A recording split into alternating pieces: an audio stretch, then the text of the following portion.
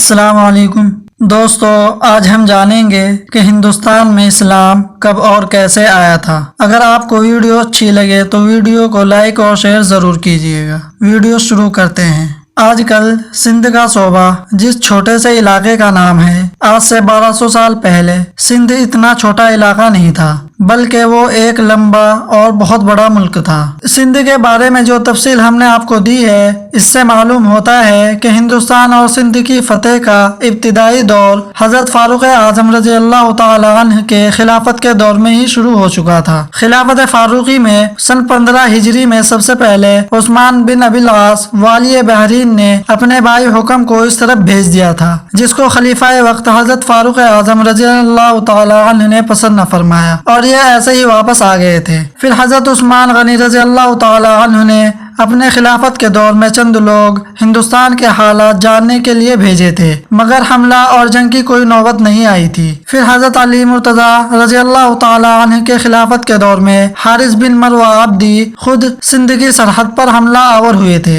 اور ایک حد تک کامیاب بھی ہوئے تھے۔ پھر حضرت امیر معاویہ رضی اللہ عنہ کے خلافت کے دور میں سن 44 ہجری میں محلب ابن ابی صفرہ کابل قندھار کی بغاوت کو ختم کرنے کے لیے یہاں پر آئے تھے اور کابل میں ان کا مقابلہ بھی ہوا تھا اور وہاں کے کچھ لوگ بھاگ کر سندھ میں آ کر چھپ گئے تھے۔ حضرت محلب نے ان کا پیچھا کیا اور دریائے سندھ کو پار کر کے ملتان کو فتح کیا۔ اسی لیے بہت سی کتابوں میں ہندوستان کا فاتح اول محلب ابن ابی صفرہ کو بیان کیا جاتا ہے، مگر اس کے بعد محلب ابن ابی صفرہ کو کسی دوسرے کام سے جانا پڑا اور پھر راجہ جج نے ان علاقوں پر قبضہ کر لیا تھا۔ اس طرح سے ایران کی سرحد کی بغاوت کو ختم کرنے یا پھر باغیوں کا پیچھا کرنے کے سلسلے میں چھوٹے موٹے حملے اور چھوٹی جنگ کا سلسلہ تو پہلے سے ہی شروع ہو چکا تھا، مگر مستقل طور پر سندھ فتح کرنے کے لیے خلافت اسلامیہ کی طرف سے باقاعدہ حملے کی ابتدا سن 89 ہجری میں خلیفہ وقت ولید بن عبد الملک کے حکم سے ہوئی تھی اور اس کا انتظام عراق کا حاکم حجاج بن یوسف کے سپرد ہوا۔ اور اس حملے کی وجہ یہ تھی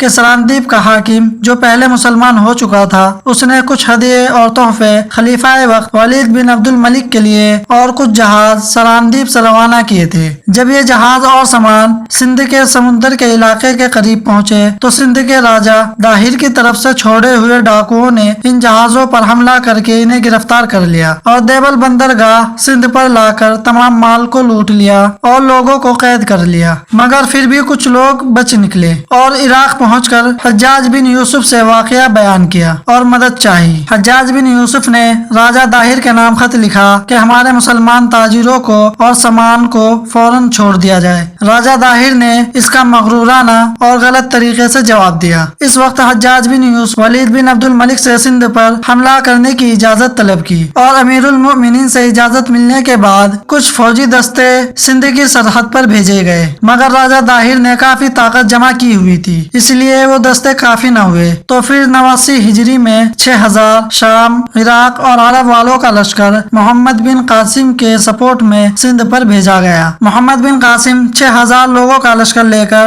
سندھ کی سرحد پر پہنچے اور پھر ایک عجیب تدبیر سے کشتیوں کا پل بنا کر سندھ کی دریا کو پار کر کے راجہ کی زبردست ہاتھیوں کی فوج سے مقابلہ کیا۔ تو اسلامی دارالخلافت سے ہزاروں میل کے فاصلے پر یہ جنگ شروع ہو رہی تھی اور سامان، جہاز اور ہوائی جہاز اور ریڈیو جو آج کل موجود ہے، اس ٹائم پر کوئی چیز موجود نہیں تھی اور ان کا کہیں پر بھی نام نہیں تھا۔ لیکن انتظام کی حالت یہ تھی کہ عراق کے دارالخلافہ سے محمد بن قاسم کے پاس ڈاک اور اس جنگ کے متعلق ہدایات ہر تیسرے روز پہنچتی تھی، یہاں تک کہ عروس نامی ایک جماعت جو لشکر اسلام کے ساتھ تھی، اس کا حملہ دیبل کے سب سے بڑے مینارہ پر کس طرح اور کس طریقے سے ہونا ہے، اس کا پورا نقشہ کھینچ کر حجاج بن یوسف نے محمد بن قاسم کو بھیجا تھا۔ ہر تیسرے روز ہندوستان کی ڈاک عراق اور عراق کی ڈاک ہندوستان پہنچ جاتی تھی۔ حجاج بن یوسف عراق کا امیر سندھ کی لڑائی کی طرف اس طرح متوجہ تھا جیسے کہ وہی اس فوج کی کمان کر رہا ہے۔ ہر تیسرے روز اس کی ڈاک سندھ پہنچتی تھی اور وہ بار بار محمد بن قاسم کو